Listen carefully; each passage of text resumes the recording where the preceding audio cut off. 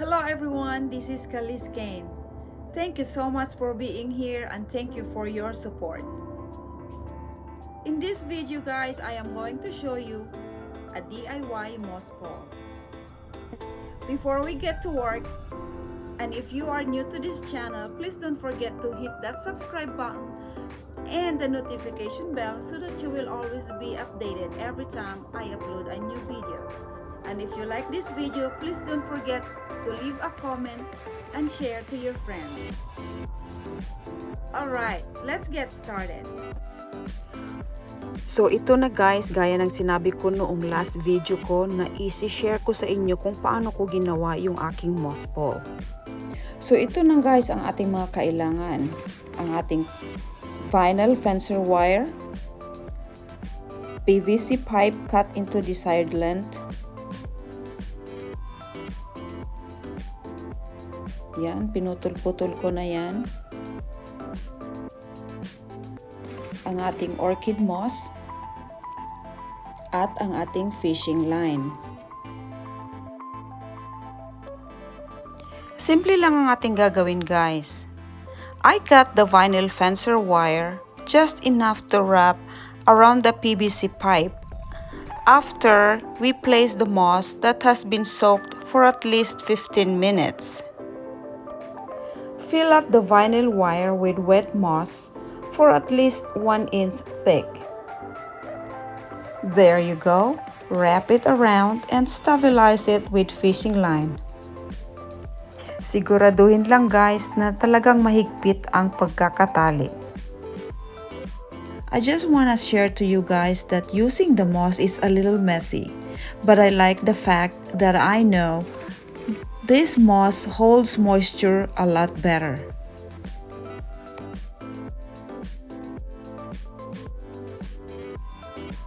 All done and it's ready for your plants.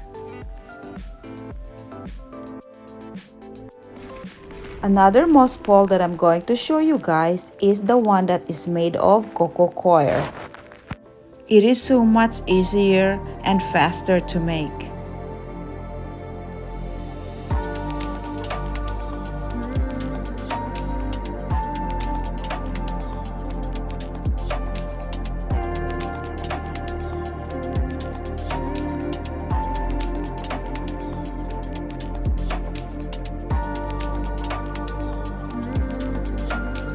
So the question is, which one works better?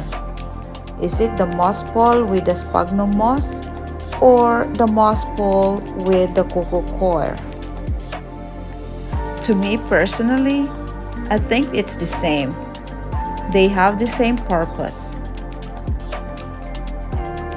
The roots of the plants will adhere to any kind of surface. So it doesn't matter what kind of medium we're gonna use, it still works the same. So as long as your plants have something to hold on to, they will still grow happily and healthy with proper care, fertilization, watering, and humidity. Additionally, making your own moss pole will make you save a lot. So what are you waiting for? Go get your materials, make your moss pole, and have fun!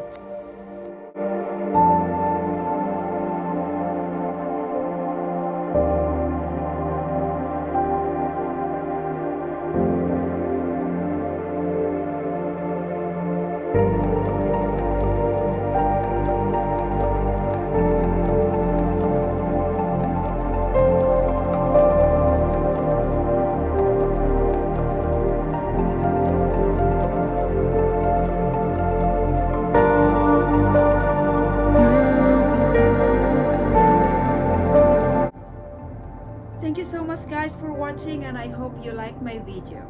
Please don't forget to leave a comment, suggestions, and recommendations. I will surely appreciate it.